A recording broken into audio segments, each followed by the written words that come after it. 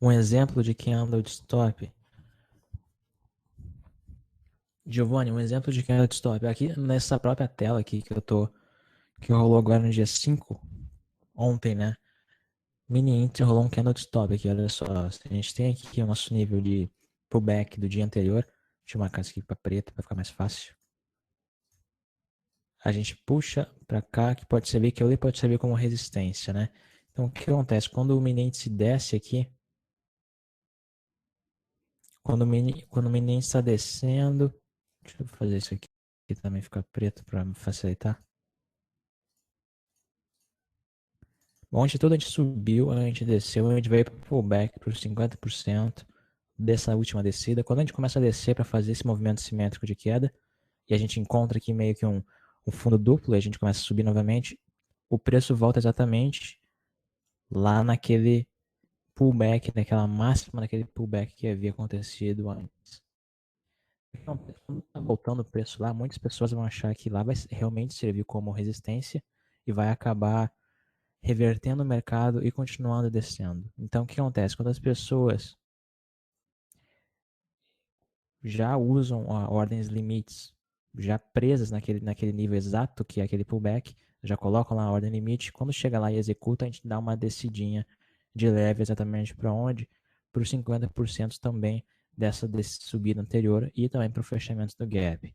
Beleza, só que ainda tem ordens de stop loss exatamente ali em cima, que é esse nível aqui, né? Que era aquele pullback anterior. Quando a gente volta para lá, o pessoal vende e coloca o stop logo acima. Quando a gente rompe aqui, e deixa também essa estrela cadente, a gente tem vários stops sendo acionados nesse candle aqui. Então aqui a gente tem um exemplo de candle de stop, porque ele está pegando todos os stops de quem vendeu aquele pullback anterior e está esperando que o preço desça novamente. Vários candles de stop sendo acionados nesse candle gigantesco verde aqui, e ele é tanto de stop que no próximo candle, que teoricamente teria que confirmar força, se esse aqui fosse candle de força, ele nem passa da máxima do aquele candle, já desce direto e engole todo o candle. Então isso já comprova que seria um candle de stop. Seu ponto de entrada era exatamente após o fechamento, com stop acima e o objetivo nos fundos abaixo que já estavam correndo aqui no gráfico. Eu estou usando M5 aqui no caso como exemplo.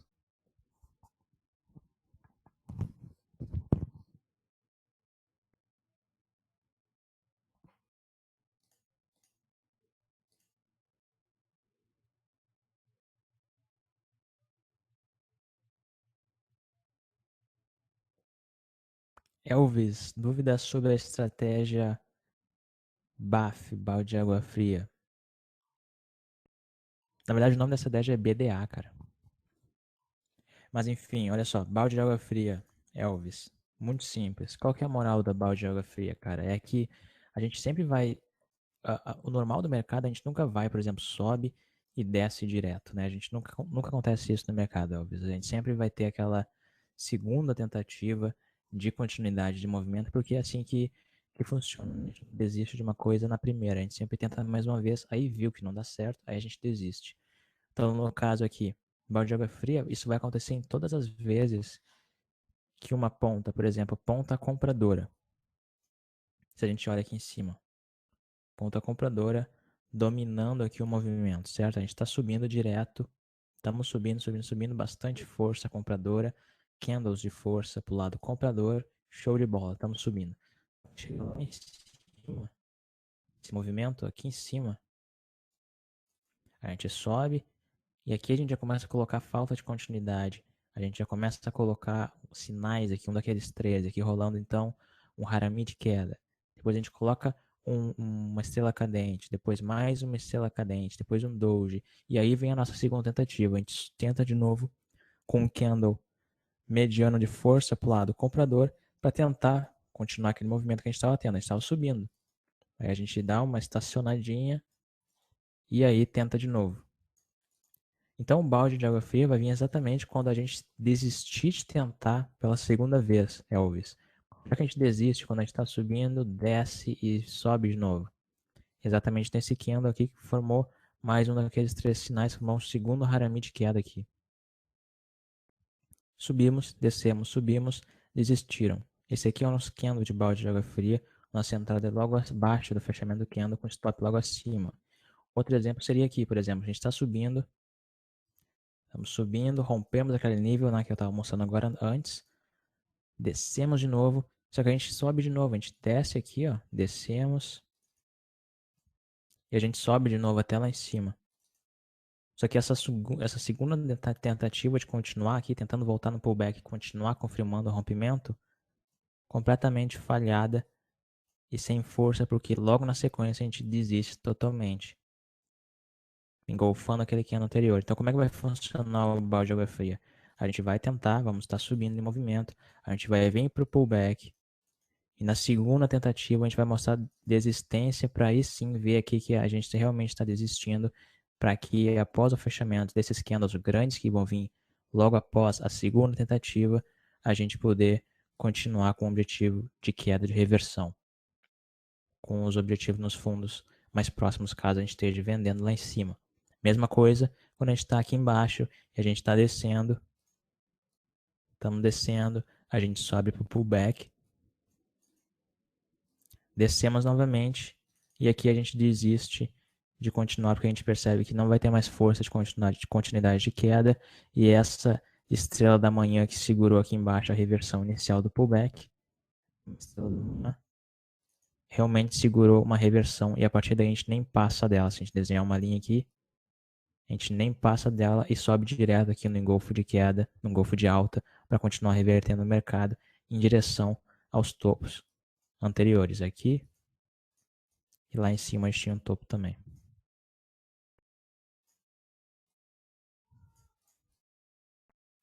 Quase chegou lá. Então essa seria o balde de água fria, cara. Segunda tentativa, a gente vai ver fraqueza e força pro lado contrário, para que a gente possa entrar colocando o stop logo abaixo, o stop logo acima, baixo. A gente vai vendendo, o stop vai logo acima, se a gente vai comprando, o stop vai logo abaixo, com objetivos a favor da reversão em direção aos topos ou fundos mais próximos.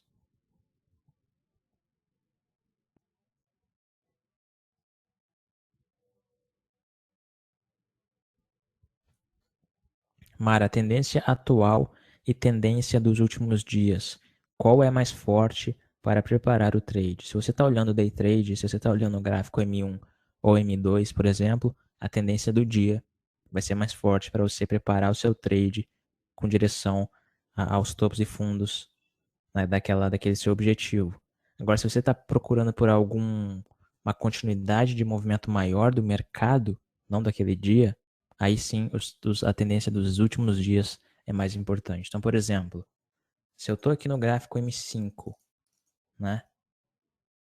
Gráfico M5, e eu sei que nos últimos dias, subindo, certo? Nos últimos dias a gente fez um fundo duplo aqui e a gente está subindo, subindo, subindo.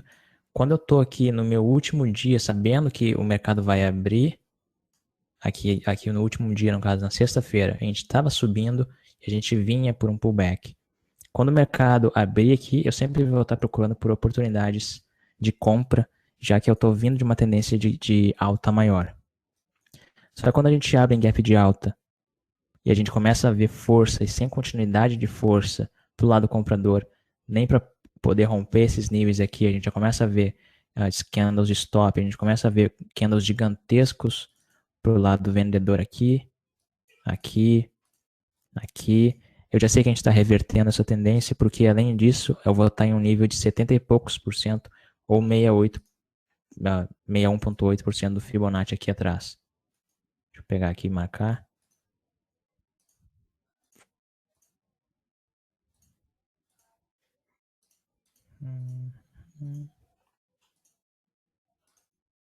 Então eu vou estar naquele nível de, se eu marcar só essa última descida, eu vou estar no meio daquele nível entre 50 e 61,8%, retornando sem força para o lado comprador. Então como é que você faz para saber? Por exemplo, se você está no day trade, está olhando uma tendência daquele dia, primeiro que você só vai ter uma tendência daquele dia após passar vários candles, né? Após passar vários candles, você vai saber qual que é a tendência daquele dia, para aí sim você preparar seu trade no day trade. Quando o mercado abre, a única informação que você tem é dos dias anteriores. Você sempre tem que ir a favor do que já vem acontecendo no mercado. Só que a partir do momento que a gente começa a ver que não vai ter continuidade, né? Por exemplo, aqui, chegando naquele 50,5 1.8 do Fibo, da tecida anterior, começando a fazer um movimento simétrico de queda, se a gente marcar aqui. Se a gente marcar aqui movimento simétrico, descemos, subimos.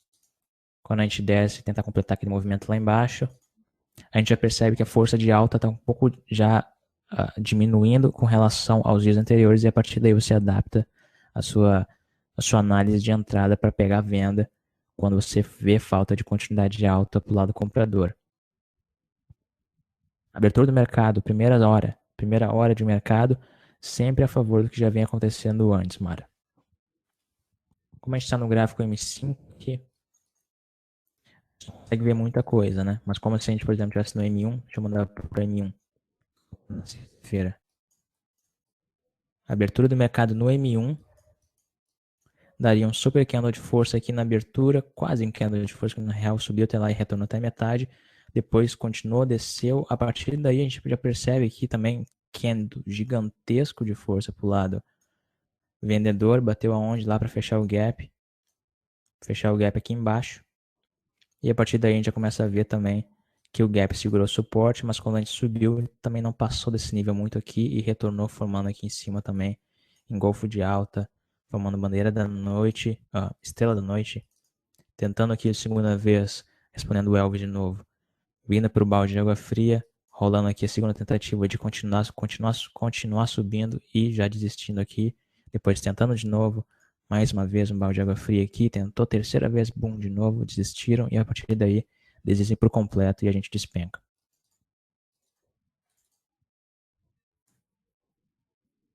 A gente percebe que tá rolando muito candle gigante pro outro lado. A gente tem um viés de alta aqui por conta dos dias anteriores, por conta de ter fechado o gap, por conta de estar em uma região de suporte quando fechou o gap. Só que mesmo assim, quando a gente não consegue ver continuidade daquela favorecimento pela análise, teoricamente a gente está com força compradora, né? Fechamos o gap, abrimos o gap de alta, tomamos a tendência de alta já nos dias anteriores, mas sem nenhuma força para o lado comprador, essa subidinha aqui deles, não teve nenhum, só teve doge aqui quase.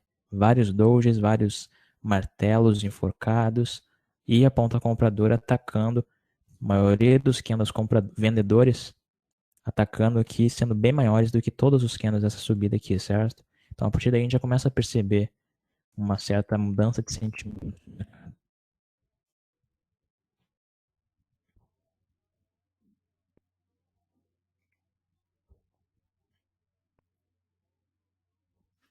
A gente nunca vai ver candles de força quando a gente não está mostrando força no mercado. Por isso que a leitura de candle é extremamente importante. Se a gente, por exemplo, quer comprar aqui, quer comprar essa alta, ou comprar por qualquer motivo, porque fechou o gap, como é que você continua segurando e acreditando no movimento de alta quando isso aqui acontece em todo movimento de alta? Candles mínimos para o lado comprador. Se a gente tem força aqui de alta, a gente sempre vai mostrar candles de força de alta. Agora, se a gente está lá em cima e começar a mostrar candles de força de alta muito lá em cima, pode ser candles de uma área de chegando perto de suporte, ou pode ser candle de stop, como eu falei antes, rompendo aquele nível anterior para pegar o candle de stop e aquelas stops que haviam da galera anterior que vendeu antes.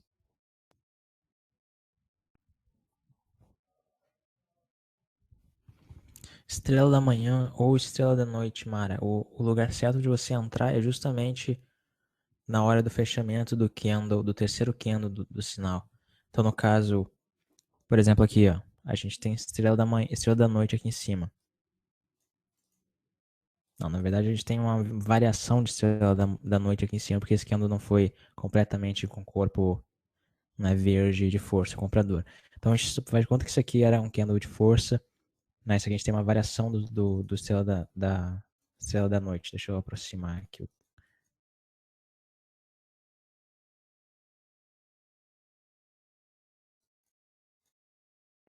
A gente sobe, doge, e o terceiro candle vem e fecha. O seu ponto de entrada é justamente após o fechamento do candle. Stop logo acima e o objetivo nos fundos. Deixa eu pegar um estrela da manhã aqui pra você.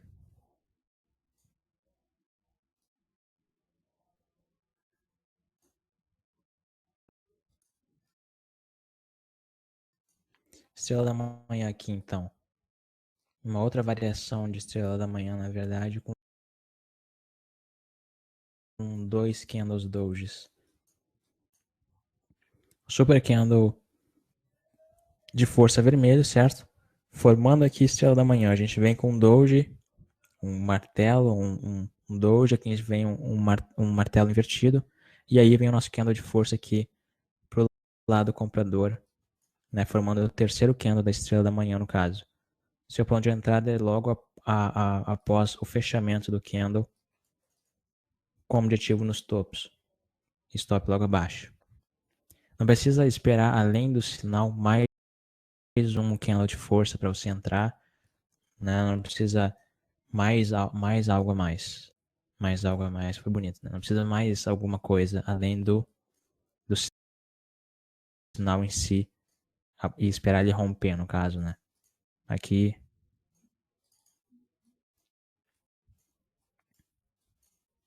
como eu falei, a maioria das vezes vai rolar muito a estrela da manhã e a estrela da noite no mini índice. Ele acontece muito, muito mesmo esse sinal aqui.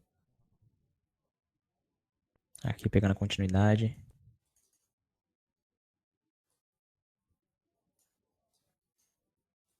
Então não precisa esperar mais um candle de força, porque se esperar mais alguma coisa além do sinal em si, o ponto de entrada vai passar e o seu stop vai ir lá embaixo, né? Vai acabar ficando de repente não tão bom pro lado do risco e retorno com relação ao seu alvo.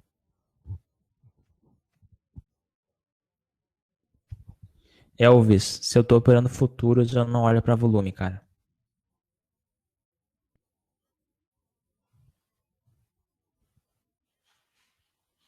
Se a plataforma que você usa tiver volume, você pode até colocar lá só para ter uma noção maior de quantidade de pressão que os candles estão sofrendo naquele momento.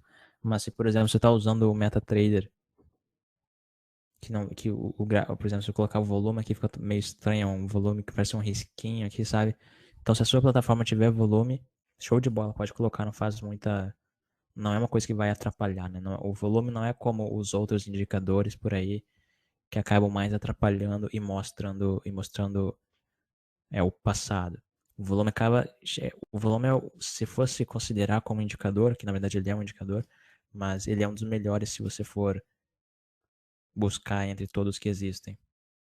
Não faz muita diferença no meu caso, para o ativo que eu opero, né? Mas se você colocar, por exemplo, lá e começar a ver o volume subindo, e você começa a ver um sinal de compra, você começa a ver falha, você começa a ver um rompimento sem volume nenhum, por exemplo, né? Um rompimento de compra, está rompendo uma resistência, mas nenhum volume comprador, sabe? Esse tipo de coisa pode ajudar você de repente, se você está procurando por esse tipo de coisa.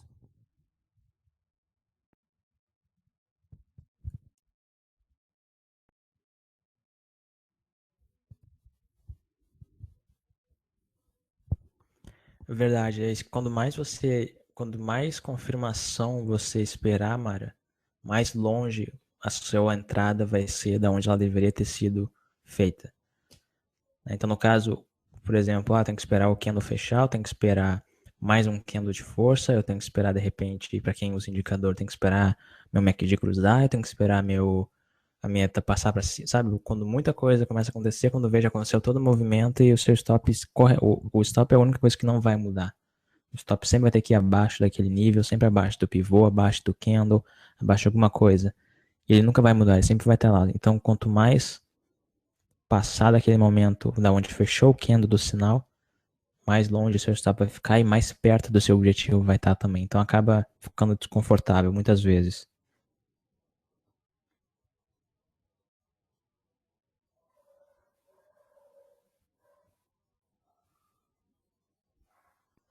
Elvis, como analisar o candle que ainda não fechou? É aquela coisa que eu falo da parte da leitura de candle. A melhor forma de você analisar um candle que ainda não fechou é você procurar olhar para aquele movimento que ele está fazendo antes de fechar. Então, por exemplo, se a gente abre um candle no topo do gráfico ou na metade do gráfico, e a gente já começa a ver, por exemplo, o candle subindo bastante e já na hora descendo, tomando uma batida, por exemplo, se a gente está subindo, ele sobe e toma uma super pressão da ponta vendedora, já descendo e formando de repente um martelo invertido, um enforcado, uma estrela cadente, né, um doji, a gente já começa a ver que naquela área ali está rolando alguma coisa, algum tipo de pressão, ou a gente está se aproximando de algum nível de objetivo ou resistência, no caso, se a gente está subindo. Então, para você analisar quem anda quando ele ainda não fechou, fica olhando aquele momento que ele está se formando antes de fechar, para ver se ele está realmente mostrando força e segurando lá em cima nas altas daquele candle, ou se ele está subindo e descendo lá embaixo, oscilando bastante, porque a gente está vendo uma briga feia ali entre compradores e vendedores.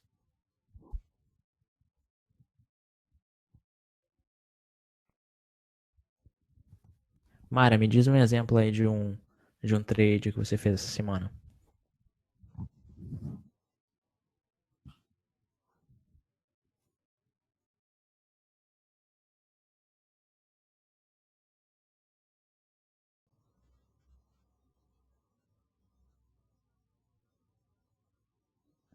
Por exemplo, aqui rolou Estrela da Noite,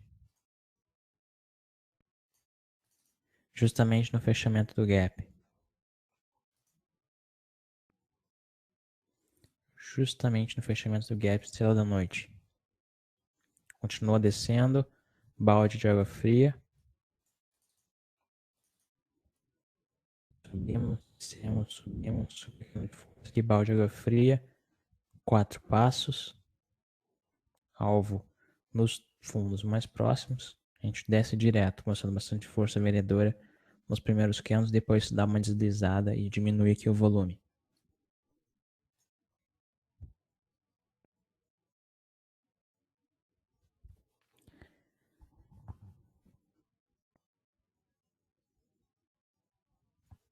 M1 e M2, Elcio. Melhor tempo gráfico para scalper M1 e M2, cara.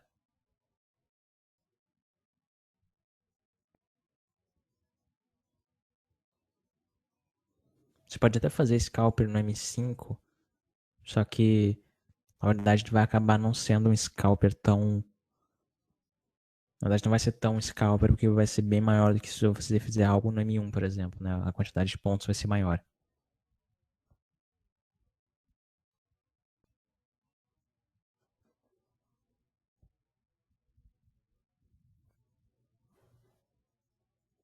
O mini dólar é engraçado, né? Ele tem praticamente todos os candles são dojis. São candles, olha só, isso aqui é tudo doji. Aqui é tudo doji. Doji, ele é mais direcional, né? O mini dólar é um tipo de ativo que você opera mais usando price action. Por exemplo, aqui rolam 2 estrelas da manhã aqui no pullback. Estrela da manhã, estrela da manhã. Lá em cima, estrela da noite, estrela da noite. Aqui, estrela da manhã de novo. É, que eu falei pra vocês, estrela da manhã e estrela da noite vão acontecer muito, principalmente no mini índice. Agora, o que eu tô vendo, o mini dólar também aparece bastante.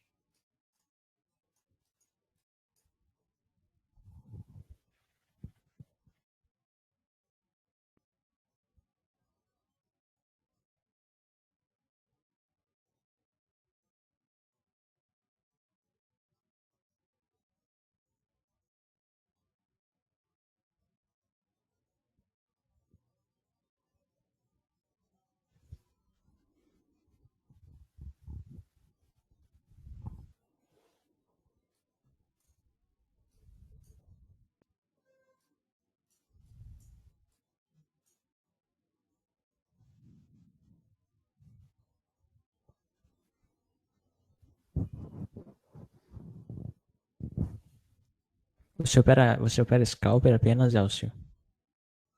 Scalper é seu estilo?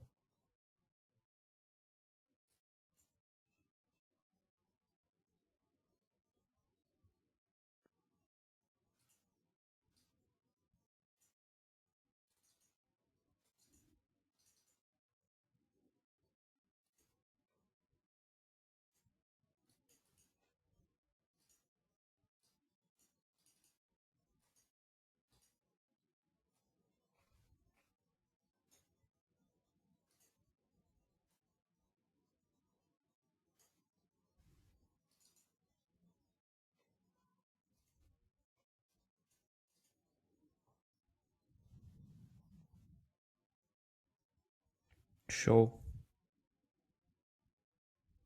Show de bola.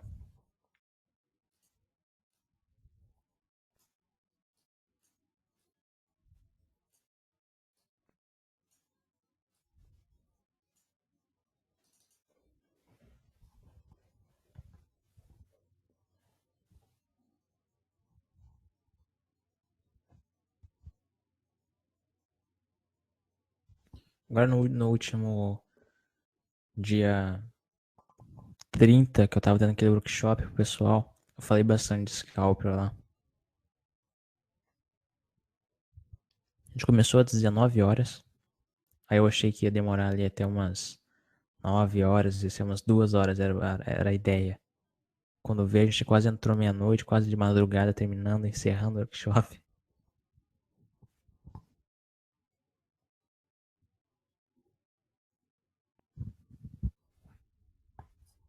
Valeu, Giovanni, valeu.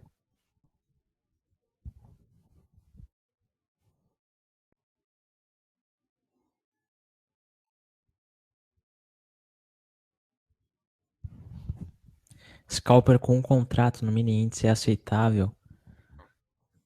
Depende depende da sua banca de forma geral. Porque você vai estar ganhando R$ 1 a cada tick, R$ 1 a cada pulinho, né? 20 centavos por ponto. E mexe de 5 em 5, então vai ser R$ 1 por pulinho. Depende muito, porque você vai ter que pegar, por exemplo, uma média de 100, 150, 200 pontos para tirar algum ganho que você tiraria com 2 pontos de dólar, sabe? Então, depende da sua banca, Mara. Se a sua banca for algo que, se você ganhar, por exemplo, essa quantidade de lucro, tiver, por exemplo, uma porcentagem bacana dentro da sua banca, aí tudo bem, aí pode ser aceitável.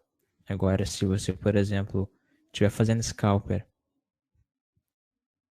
e a sua banca não tiver aumentando com cada gain seu, tiver indo muito, muito pouco em pouco, aí acaba tendo que aumentar um pouquinho mais a mão no contrato, justamente porque também o mini índice em comparação com o mini dólar é 10 vezes a menos, né? Você tem 10 vezes menos risco no caso, de resultado negativo, porque é 10 vezes menos valor por ponto que você vai estar, no caso, perdendo. Então, eu acho que se você opera, por exemplo, um contrato de dólar a R$ 10 por ponto, quando você vai para o mini índice, eu diria que se você começar a operar 3 contratos de índice para fazer, no caso, a mesma relação com o dólar, eu diria que ficaria show para você fazer alguns scalps. Se você está recém ainda começando a aumentar a sua banca, né? No caso, operando um de dólar, e quando vê muda para o índice 3 de índice, seria um equivalente bacana. Normal mesmo seria se você operasse 5 de índice para fazer scalper, em comparação com o dólar, né?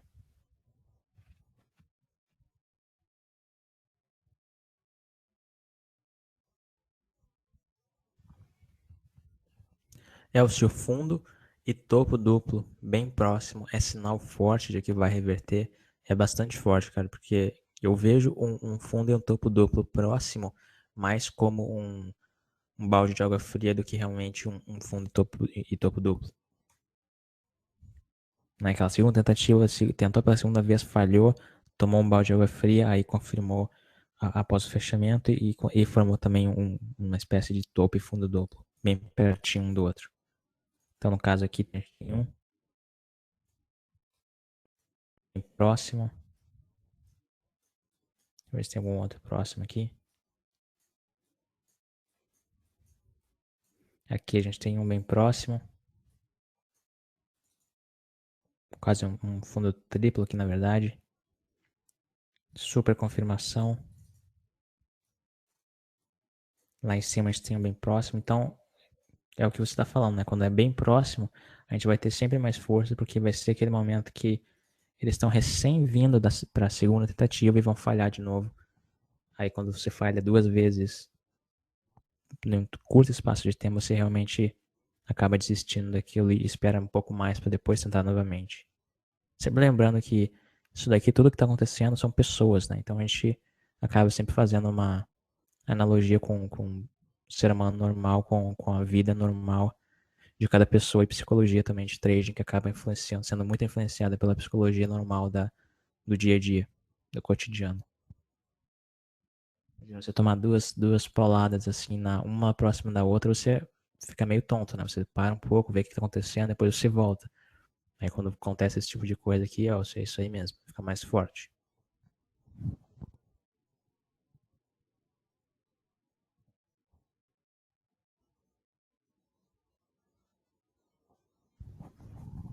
Então, Mário, isso daí é uma coisa que eu não tô muito por dentro. Tem essa questão de ajuste e de leilão também, mas é uma coisa que eu não entendo muito.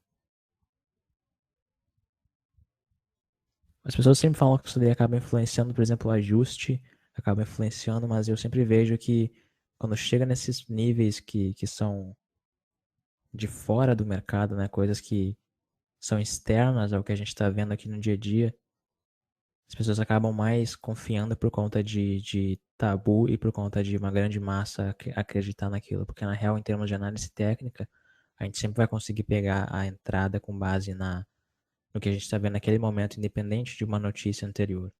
Porque se a gente tiver força no mercado, a gente vai ter isso representado no gráfico. Se a gente tiver fraqueza, a gente também vai ter isso representado no gráfico. O nosso ponto de entrada sempre vai estar lá.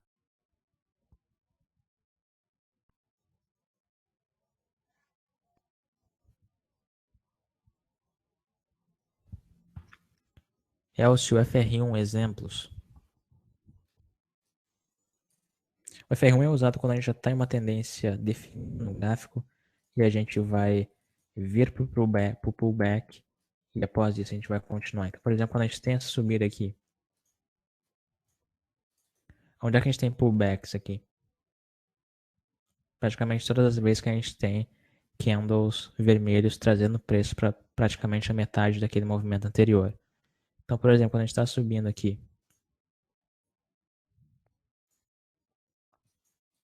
a gente está aqui, a gente desce para o pullback, desce até lá embaixo e sobe novamente. A partir daí a gente já começa a ver que aqui rolou 4 passos e a gente está começando a subir. Beleza. Quando a gente sobe aqui novamente, a gente desce aqui nesses candles vermelhos. Essa descida foi praticamente na metade dessa última subidinha aqui deles. Usando a FR1, o seu ponto de entrada vai ser justamente após o rompimento daquele pivô. Só que a diferença de você entrar no rompimento de todos os pivôs que vão estar formando quando a gente está em uma tendência aqui, aqui, é que vai chegar uma hora que a gente vai estar naquele último pivô e o preço vai voltar abaixo daquele pullback, que é onde estaria o seu stop. Então, por isso que é extremamente importante você saber aonde que naquele momento a gente está no gráfico para você poder realmente pegar aqueles primeiros rompimentos de pivô e poder ir a favor daquele movimento que está surgindo. Então, depois aqui a gente tem mais um aqui. Dessa vez um pullback foi um pouco maior, demorou mais, depois continuou subindo. Depois aqui a gente teve uma descidinha de novo. Abriu um gap de alta no próximo dia. Aqui a gente está tudo subindo de novo, rompendo aqui. Vai sempre chegar uma hora que a gente vai estar exatamente nos últimos movimentos e o stop vai ser assinado aqui embaixo. Então, como eu falei, onde é que a gente está naquele movimento? Quantas vezes a gente já subiu? A gente já está aqui praticamente quantas pernas de alta? Uma, duas, três, quatro, cinco. Quando a gente está lá na sexta perna de alta, a gente quer ainda operar pivô para continuar subindo, a gente já sabe que a gente vai ter menos chance de que aquilo realmente continue subindo. Então, o principal da FR1, cadê o movimento? Reverteu lá em cima, a gente começa a descer. Abaixo de todos os pivôs, a gente vai estar entrando para continuar a descida.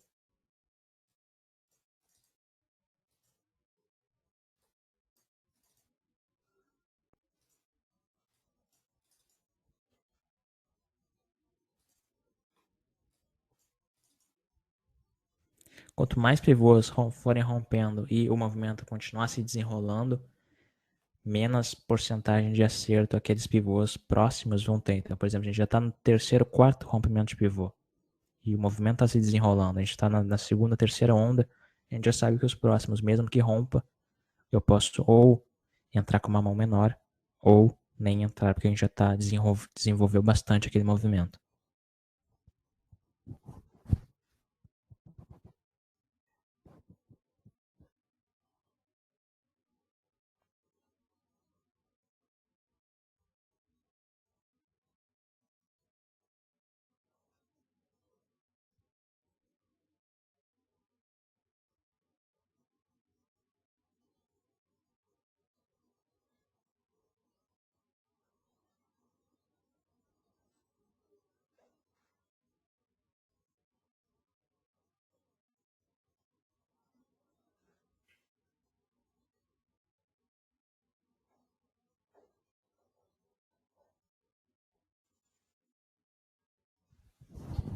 Tá vindo um curso grátis aí que eu tô fazendo.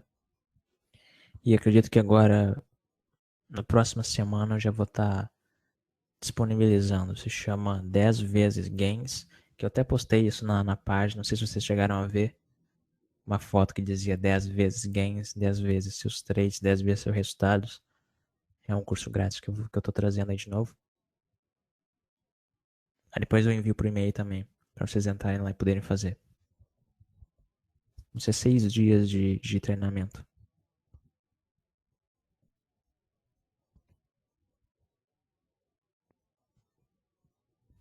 O workshop tá lá na portstrader.com.br/workshop. Dá uma olhada lá depois também. Valeu, valeu, Giovanni.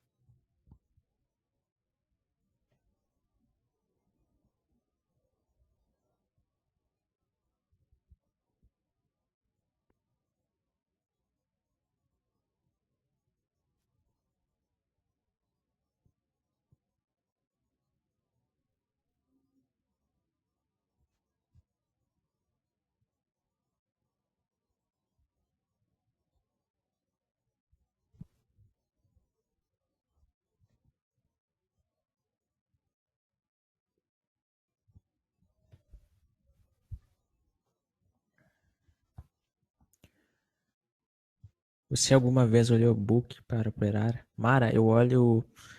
São as vezes que eu uso tape. Não é sempre que eu olho para aquelas informações do tape, do book. Só às vezes quando eu estou operando ações ainda por cima. Quando eu opero futuros, não. Nunca olho. Eu acho que não agrega muito em termos de resultado final. Acaba sendo muita informação, muito, muito cansativo.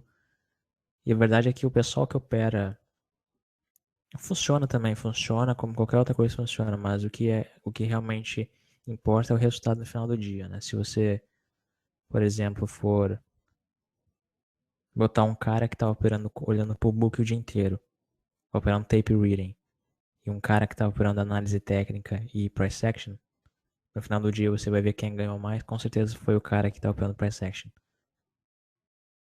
E a verdade é que tem as pessoas que operam tape e elas acreditam que aquilo é algo extremamente revolucionário ou algo assim, justamente porque ele parece ser complicado. Então tudo que as pessoas olham de fora e pensam, putz, caramba, aquilo lá parece ser difícil, acaba criando uma certa imagem de que aquilo funciona ou é complexo, tem um resultado melhor. Mas na verdade, em termos de resultado, não faz muita diferença. Eu uso quando eu tô, tipo, operando ações e uma ação não tem muita informação de gráfico, uma ação, por exemplo, está recém estreando na bolsa, sabe, primeiro dia da ação na bolsa, ou algo dessa forma, aí eu preciso de alguma outra informação para poder fazer meus trades, mas em termos de durante o dia, para futuros não, e para ações, como eu disse agora, às vezes, só para dar um plus a mais, mas nada que vale realmente determinar o meu ponto de entrada ou não.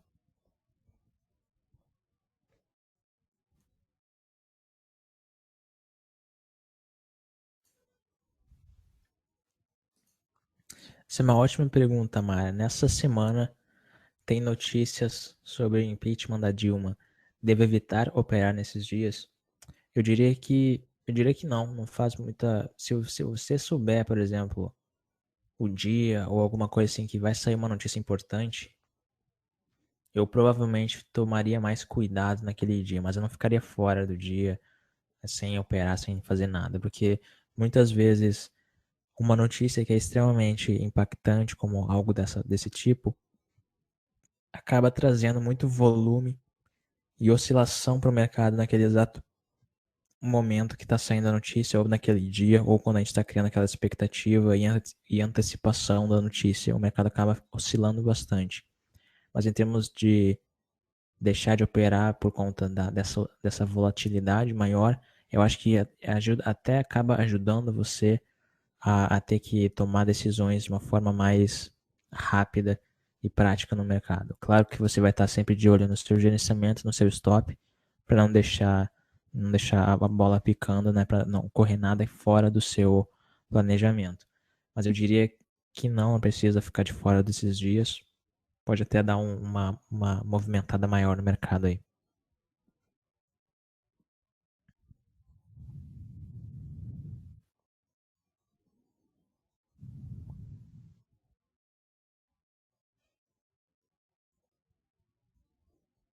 Elcio, tem como antecipar falso rompimento olhando o tempo menor? Cara, eu acho que ficaria um pouco mais difícil de você antecipar um falso rompimento olhando o tempo gráfico menor. Porque a grande sacada de um falso rompimento é que ele vai justamente te dar, por exemplo, um candle de stop, ou ele vai não mostrar nenhuma continuidade após aquele rompimento. Se a gente está em um tempo gráfico menor, a gente provavelmente vai subir, provavelmente não vai ter um candle gigantesco para mostrar que é um candle de stop.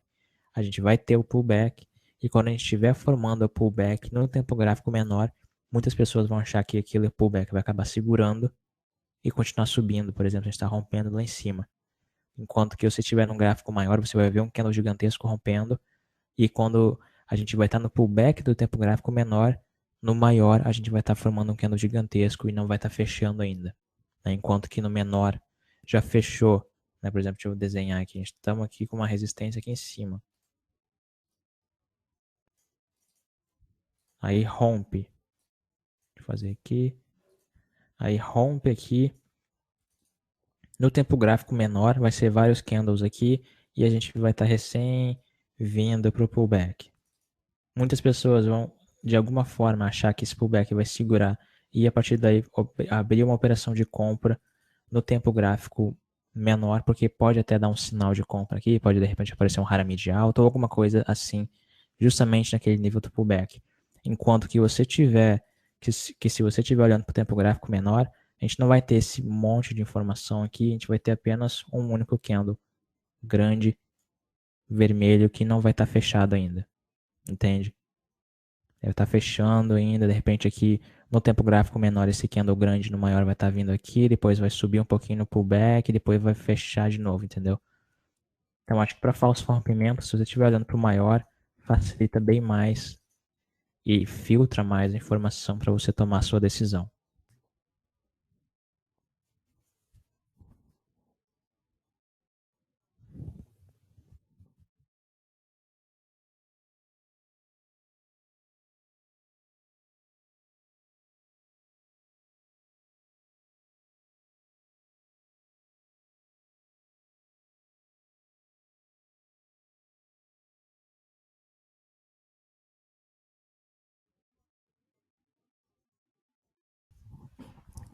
Mara, vou responder essa sua pergunta fazendo aqui então a mudança de um pelo outro, de ver qual ficaria melhor. Então, por exemplo, se eu pegar o último dia, tá? Sexta-feira no mini índice. Deixa eu deletar um pouco essas coisas aqui só para.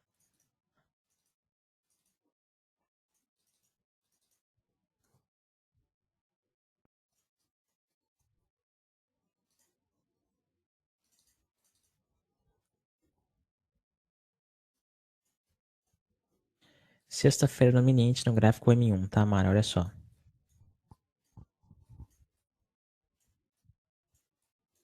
O mercado abre aqui, gap de alta, um mini gap, mas foi um gap.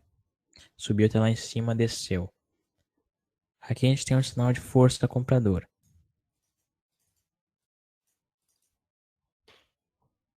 No caso, teria acionado uma possível entrada de compra aqui sem nenhuma continuidade logo após o candle de força verde.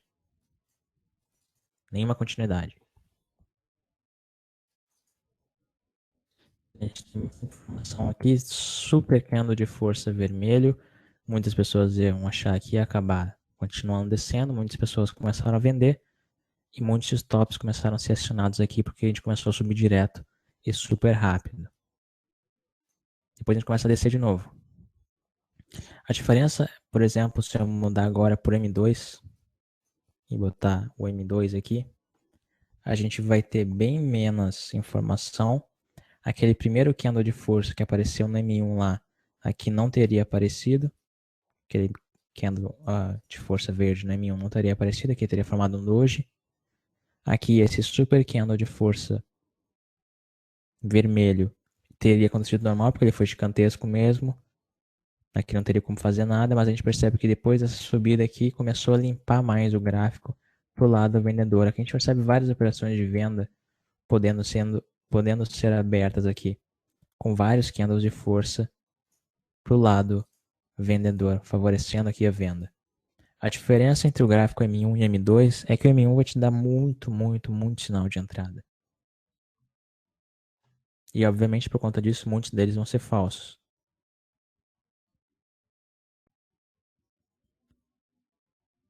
Então o que eu recomendaria?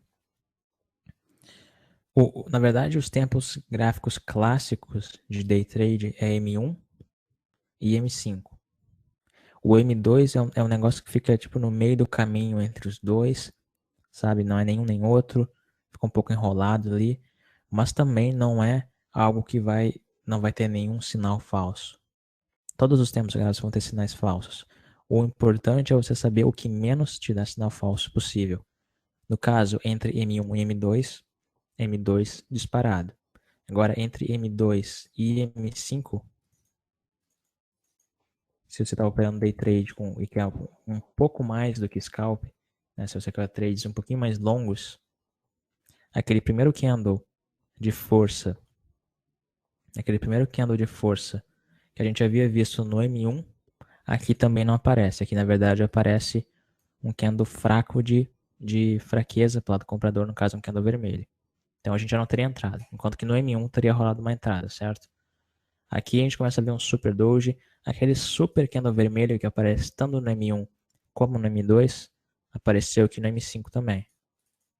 Só que a diferença desse candle aqui do M1 e no M2, aqui no M5, é que o próximo candle formou um candle de força e deu uma entrada. Olha o tamanho desse candle verde aqui. Entrada logo após o sinal, depois deu uma disparadinha para depois continuar descendo, mas daria para fazer um scalp rápido aqui em direção àquelas altas anteriores. E a partir daí depois a mesma coisa de novo. Candle de força vermelha aqui engolfando, candle de força vermelha, continuidade de queda, candle de força vermelha lá embaixo, sobe para o pullback 50%, candle de força vermelha, estrela da noite, sabe? Então é só uma questão de você, não é uma questão de, no caso, não saber qual deles operar, qual que vai te dar as melhores entradas, porque obviamente os tempos gráficos maiores vão dar mais entradas, menos entradas, mas mais consistência nas entradas. Enquanto que os menores vão dar várias entradas para quem quer um monte de entrada durante o dia, sendo que 30 a 40% delas vão ser falsas. E dependendo do seu resultado nos ganhos, pode acabar prejudicando. O que adianta também ganhar 6 vezes, 7 vezes 10 pontos, e quando perde aquelas 4 vezes, aquelas 5 vezes, perder 50 pontos. Sabe, não faria nenhuma diferença a quantidade de ganho. O que faz a diferença é gerenciamento e o fator risco e retorno. E filtrar a sua entrada o máximo possível com base em alguma informação. Então, operar no M2 é melhor do que o M1 ou devo sempre operar pelo M1, entrar pelo M1 e depois eu mudo? Se você entrou no M1, sempre acompanha o seu trade pelo M1. Nunca entra no M1 e depois vê o que vai acontecer no M2 ou definir o seu alvo e seu stop pelo gráfico diferente. Sempre faz tudo no mesmo. Mas no caso de M1 e M2 consistência, eu diria que é M2. E agora M1, M2 e M5 de consistência, com certeza M5. Isso porque a gente não tá falando de ticks, né? Se a gente estivesse falando de ticks, com certeza 233 ou 528 ticks seria melhor que qualquer outro tempo gráfico.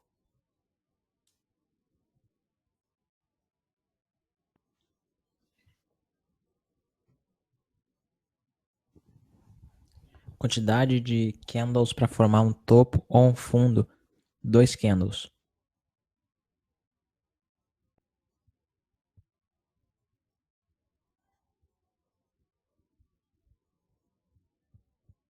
Sempre vai ser mais fácil de você fazer isso se você tiver um tempo gráfico menor, se você quiser identificar um topo e um fundo.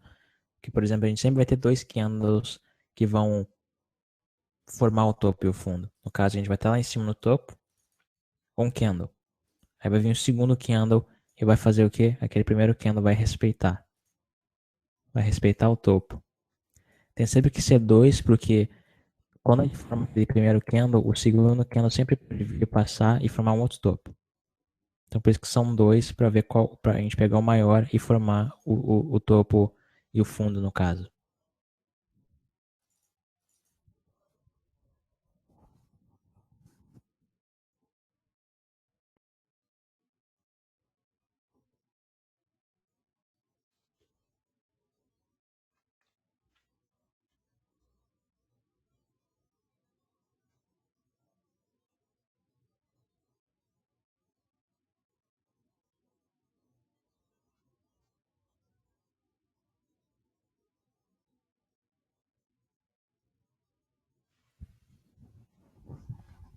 Qual a diferença entre estrela da manhã e martelo?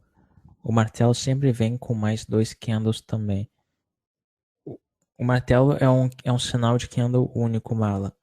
Ele não vem com mais 2 candles. O martelo ele vai aparecer lá embaixo no gráfico. A gente vai ter aquele corpo pequeno e uma sombra bem visível no gráfico. Deixa eu mudar aqui para o tempo gráfico menor para pegar aqui.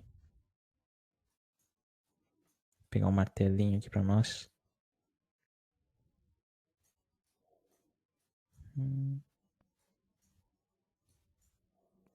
Aqui o martelo, ele sempre vai aparecer lá embaixo.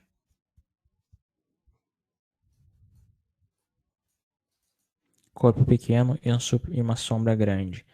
O estrela da manhã, ele vai aparecer aqui embaixo também.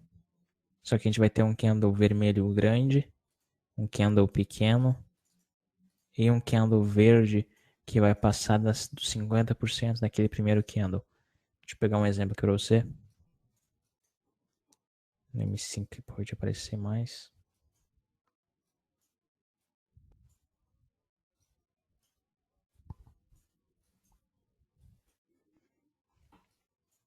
Estrela da manhã, candle gigantesco vermelho, candle pequenininho e um candle grande passando dos 50% daquele candle primeiro. Sinal de reversão. E o martelo, aqui normal, ele vai aparecer só com um candle, só o candle que é o martelo no caso. Que é um corpinho pequeno e uma sombra grande embaixo. A diferença entre os dois é a quantidade de candles, porque os dois aparecem no mesmo lugar, o céu da manhã e o martelo. Céu da manhã com 13 e martelo com um só.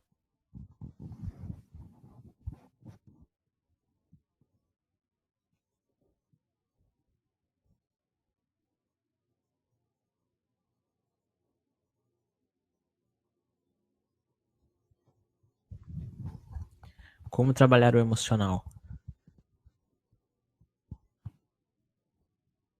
O principal sobre o lado emocional, Mara, é que primeiro que o mercado por si só é um lugar de riscos. Então todo mundo está correndo risco. Você está correndo risco, eu estou correndo risco, todo mundo está correndo risco. O cara ali que é o maior trader do mundo, o maior investidor do mundo, está correndo risco. Todos nós corremos risco. Isso é uma coisa normal. Agora a questão da ansiedade é a ansiedade, medo, insegurança, todas essas questões que normalmente quando a pessoa está começando ela tem no mercado, é só uma questão de, primeiro, tem que aceitar os riscos, Segundo, tem que saber que vai ter vezes que a gente vai estar errado. E não tem problema nenhum em estar errado. E terceiro, tem que saber que a gente precisa estar operando com um gerenciamento de risco bem definido antes de abrir qualquer tipo de operação. Então, por exemplo, dando um exemplo para uma pessoa que está começando a operar, por exemplo, mini índice ou mini dólar com R$ 1.000 de banca. Tá? Um exemplo, uma pessoa que está recém começando, R$ 1.000 de banca. O cara sabe, por exemplo, que se ele operar um contrato de dólar com R$ 1.000, ele vai poder abrir um trade e a cada ponto que ele perder naquele trade, ele vai estar, na verdade, perdendo 1% da banca dele, certo? Então, no caso, quando você faz um gerenciamento de trade com base no que você tem na sua banca, você precisa saber qual é o valor da sua banca e qual é o valor que você aceita arriscar a cada trade que você faz. Então, por exemplo, se você coloca 5% de risco, se você está, por exemplo, operando mini índice, tá? 5% de risco no mini índice com uma banca de R$ 1.000, isso dá o quê? R$ 50. Se você opera um contrato, 2 contratos de mini índice, isso é bastante ponto. R$ 50 para 2 contratos é muito, muito ponto mesmo. Então, o que acontece? A gente sabe que você sabendo que o mercado vai ter risco, você sabendo que o mercado vai ter vezes que você vai estar errada, e você sabendo que você tem um gerenciamento justamente para aguentar e para segurar as vezes que você vai estar errada e todo o risco que o mercado já tem por conta própria, isso por si só já acaba diminuindo muito a ansiedade e medo de qualquer coisa que você possa ter. Porque a gente sabe que quantos trades levariam, por exemplo, para você com R$ 1.000 na banca ter que sair do mercado e buscar dinheiro de novo fora do mercado para depois colocar de novo e continuar. Se você está usando um gerenciamento de 5%, você vai ter, no caso, 20 trades, certo? 5%, 20 trades. Só que quando você estuda, quando você sabe o que você está, no caso, pegando mais consistência e aplicação, quando você tem bastante filtragem de mercado, né, bastante filtragem de entrada, é muito difícil uma pessoa começar agora, meu primeiro trade, e fazer 20 trades errados seguidos. É bastante difícil, a não ser que a pessoa realmente não tenha nenhum conhecimento de mercado, e mesmo assim vai ter trades que ela vai acertar e vai ganhar alguma coisa, mesmo que seja pura sorte. É porque é muito difícil mesmo você errar 20 seguidas. Então, no caso, quando você tem esse tipo de pensamento, bom, qual que é a pior coisa que pode acontecer comigo? Eu perder todo o meu dinheiro e ter que voltar e pegar um trabalho fora, fazer alguma coisa para depois voltar com o meu dinheiro de novo. Como é que isso pode acontecer se isso tivesse que acontecer? Eu teria que perder 20 vezes seguidas todo o meu dinheiro para realmente isso acontecer. Qual que é a possibilidade disso realmente acontecer em termos de razão, de fato? Muito pouco. Eu tenho conhecimento, eu tenho a estratégia, eu sei onde que eu estou entrando, eu estou filtrando minha entrada o máximo possível, eu sei que algumas vezes eu vou estar errado, e eu sei que o mercado tem risco. Então você somando isso tudo, né, sabendo que o risco real de você ter que parar de operar por um tempo para depois voltar de novo, não tem muito esse tipo de risco. É a mesma coisa que você, por exemplo, ir andar de bicicleta e ficar com medo de cair. A gente sabe que a gente pode cair, mas qual é o risco de você realmente cair? É pouco, né? Não tem muito, a não ser que você não saiba andar de bicicleta. Mas mesmo assim, quando você está aprendendo, o que você faz? Você vai lá e coloca aquelas rodinhas do lado das rodas, né, principais. Coloca aquela rodinha e você vai pegando o embalo, depois tira a rodinha e aprende a andar sem rodinha. Como é que você faz isso no mercado? Opera pequeno, opera com a mão pequena, pega a estratégia, vai pegando o jeito, vai pegando a consistência, depois tira a rodinha no caso, aumenta a mão e começa a pegar um ganho bem maior do que a sua banca. Além disso, além do seu gerenciamento estar no caso, por exemplo, de 5%, que é no caso que eu uso, você também o seu ganho, obviamente, vai ser no mínimo 5% e muitas vezes vai ser muito mais do que 5%. Então, todas as vezes que você vai ganhar no mercado, você vai estar ganhando bem mais do que você vai estar perdendo, no caso, o seu risco. Então, isso também acaba tirando um pouco a ansiedade, porque você sabe que se você for ganhar, você vai ganhar no mínimo 5%, e se você for perder, você vai perder só aquilo ali, 5% naquele trade. Então acaba que as chances disso, das coisas realmente acontecerem, porque normalmente a pessoa quando vai testar algo novo, vai começar uma empreitada nova na vida, né, voltando pro lado da psicologia, a pessoa sempre acaba pensando no pior, né? O que é o pior que pode acontecer comigo? O que vai acontecer se isso realmente acontecer? E a pessoa acaba tendo aquela sensação de algo que na verdade tem pouquíssimas chances de acontecer. Eu sei que várias pessoas quebram a banca e tal, mas elas quebram porque elas não têm conhecimento nenhum sobre o mercado e não realmente aplicam o que é certo. Que é diferente de você, no caso, que está aqui comigo, fez o Mestre dos Candles, está estudando todo dia, vejo que você vem aqui e eu vejo que você pergunta várias coisas, você tem dedicação e está realmente aprendendo a cada dia a ficar melhor no mercado. Então são coisas que acaba diminuindo aquela chance de realmente dar tudo errado e acaba aumentando a sua chance de dar certo. Então, em termos de gerenciamento e possibilidades de mercado, de avanço, digamos que você use, por exemplo, uma estratégia que dê apenas 55% de acerto, que é algo extremamente o mínimo possível. 55% de acerto, se você ouvir isso a primeira vez, você pensa, putz, tá, mas de 10 trades eu vou errar 5 e vou acertar 5. Assim, praticamente 50%.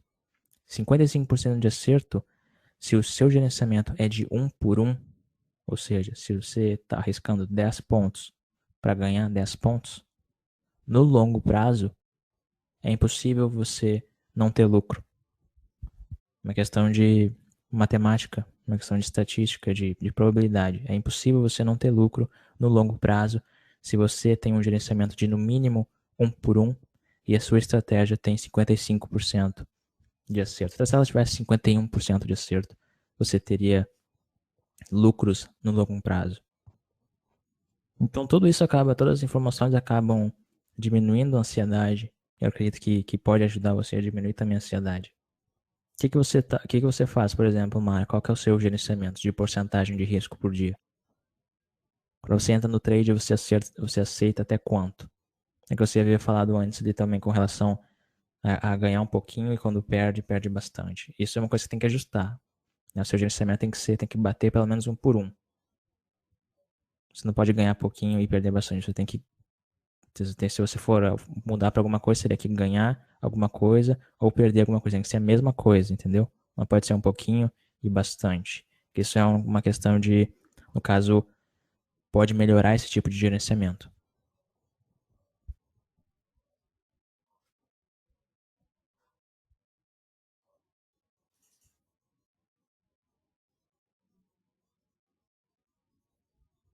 Já, Elcio, já ouvi falar sobre Blend Candle. É uma técnica que pode ajudar se você tem algum sinal, por exemplo, maior. Você precisa juntar, dar uma mesclada nos candles para acabar formando o sinal que você quer. Então, por exemplo, se por exemplo aqui em cima a gente tem essa estrela da noite, tivesse mais alguns mais alguns candles aqui dentro deles, por exemplo, se esse não fosse um, dois, três, né, não fosse os três, só tivesse mais alguns aqui no meio, você poderia usar um blend candle só para juntar tudo e unificar os candles para ter aquele seu sinal de entrada.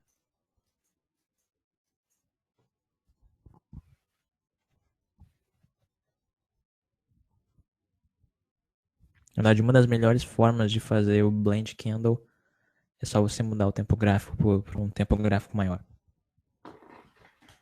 Aí já faz automático para você.